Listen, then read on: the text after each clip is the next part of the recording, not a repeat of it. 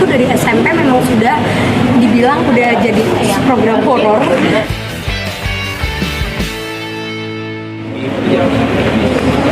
Ini film horor kelima Frisley. Horor kelima Frisley. Kenapa tertarik? Karena ini bener-bener gokil menurut aku. Kayak kalau aku pun jadi penonton dan menyaksikan dan membaca semua skripnya dari draft 1 sampai selesai, aku bener-bener kayak gila. Kok bisa ya kakek ini kepikiran kayak gini? Karena sebagai hantu aja, aku cerita sama Marsha kayak, Marsha akan ada film karakternya seperti ini, dan Marsha kayak, kita tidak sejahat itu Frisley gitu. Jadi aku kayak, oh gokil. Dan aku tertarik main di sini karena beda banget dari karakter Frisley. Kan kamu sebagai orang indigo nih, waktu kamu baca reading scriptnya tuh ada hal aneh gak sih? Hal anehnya itu adalah di sini sosok Chika ini tidak bisa memecahkan satu masalah, sedangkan kalau indigo rata-rata ketika dia sudah menerima kemampuannya, dia pasti mampu berkomunikasi dan menerima itu gitu. Tapi kalau ini bahkan dia sendiri pun nggak berani menjelaskan. Jadi emang ada apa ya, kayak sosok Chika ini karakternya yang terkunci banget lah. Pokoknya susah untuk dia ngungkapin dia seperti apa dan hubungan dia seperti apa sama yang lainnya juga susah. Frisley, bisa dikatakan kamu indigo yang sukses nih ya, yang banyak filmnya. Gimana sih perasaannya sendiri? Kalau dibilang sukses banyak filmnya, masih banyak kakak-kakak indigo lain yang jauh lebih sukses kebetulan. Tapi kalau dibilang perasaannya gimana, seneng, bangga sama diri sendiri. Karena aku tuh adalah orang yang nggak pede. Apalagi aku juga bulan ini ngeluarin buku sendiri, karya tulis sendiri yang akan difilmkan. Tahun depan aku produksi film Marsha dan ditunjuk sebagai produser. Jadi agak challenge banget buat aku yang selama ini mungkin aku latihan acting, mau menjadi karakter yang seperti apa, beda-beda. Tapi kali ini aku bakalan ngedirect temen-temenku mungkin yang main. Aku akan cari lokasinya yang paling serem. Terus aku akan melibatkan sosok-sosok hantu di sekitarku untuk memilih suasana, karakter. Jadi ibaratnya castingnya bukan cuma dibantu sama casting director atau sama aku, tapi di sini ada hantu lain yang nggak bisa dilihat sama pemain gitu. Tapi di umur kamu sekarang kan masih muda nih, kesibukan banget nih. Takut hilang selain masa muda nggak sih main-main? Kayaknya udah kehilangan ya. Udah kehilangannya itu adalah sebenarnya kan mungkin seumuran aku tuh SMP, SMA tuh lagi seneng-senengnya jalan-jalan, hangout sama teman-teman. Tapi aku tuh dari SMP memang sudah dibilang udah jadi program horor, dimana aku udah kerja tuh di saat orang bobo, aku tuh kerja gitu, aku tuh nyari setan. Tapi kalau di sini aku menikmati prosesnya karena makin kesini aku makin sadar kalau hidup tuh aku ngerasa hidup tuh spesial dengan aku bisa menciptakan satu hal yang baru gitu.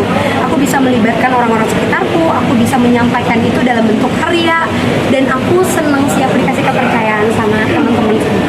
Tapi Frisley, penasaran kalau pun ada kesempatan untuk menghilangkan Indigonya.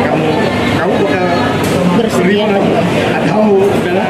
Kalau sekarang enggak, bukan karena apa ya. Satu, aku ternyata bisa membantu banyak orang tanpa harus in front of kamera. Di depan kamera tuh aku nggak perlu nunjukin, tapi aku bisa ada komunikasi.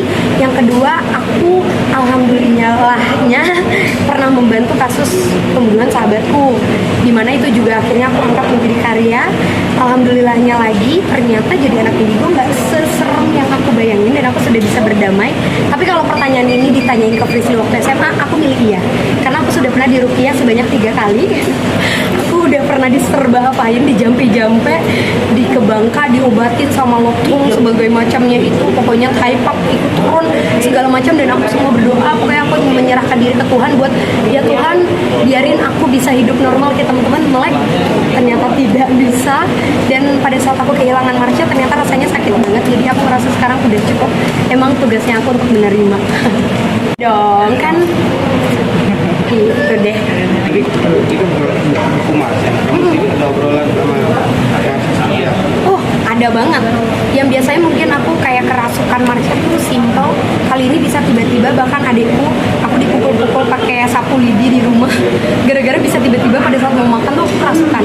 Tapi kerasukannya makhluk-makhluk yang sebenarnya sudah pernah dibahas sama Marsha untuk bersinergi lah sama kita-kita di rumah. Jadi wah, banyak banget sih prosesnya yang ternyata dibalik semua cerita yang kita tahu Marsha seperti apa, ada cerita yang belum terselesaikan. Dan itu yang bakalan ditemuin nanti di buku. Itu Marsha sama awalnya Beda buku. tahun ini ada 2 buku. Tahun ini insya Allah dan alhamdulillah ada 2 buku. Jadi mereka tuh 2 karakter berbeda. 2 karakter berbeda. Kalau Aura memang almarhum Marsha adalah sosok di balik Prinsoi. Gitu. Tapi kamu masih gift nggak sih ke Martha sendiri mau dibuat gitu? Kalau gift bingung ya, karena kalau mau ngasih gift dia mintanya selalu syaka-syaka. Kebetulan Doi kan hantu. Aku nggak ngasih sesajen dan sebagainya. Jadi aku kayak, oh ya udah terima kasih kalau dia izinkan aku akan menulis. Dan kebetulan Marshanya tuh happy banget. Jadi kayak dia malah kayak, Vicky di tahun itu ada sosok ini, bentuknya seperti ini. Jadi aku sampai beli, pokoknya aku sampai beli alat untuk menggambar, untuk melaraskan apa yang Marsha bayangkan bisa kegambar lagi gitu sama aku, karena penyampaiannya Marsha itu kan agak beda ya, sampai pemerannya Marsha sendiri Marsha yang nunjuk. Jadi Marsha yang nunjuk, bahkan dia juga udah pernah ketemu lagi tuh sama Marsha. Satu-satunya anak kecil selain Presley yang pernah dimasukin Marsha dia. Tapi kamu main ya, pernah main gitu? Main sebagai Presley dong, kalau diganti bingung. Main, tapi memang ini jauh lebih mengangkat cerita mengenai kehidupan Marsha yang teman-teman belum pada tahu. Oke. Oke, terima kasih semuanya.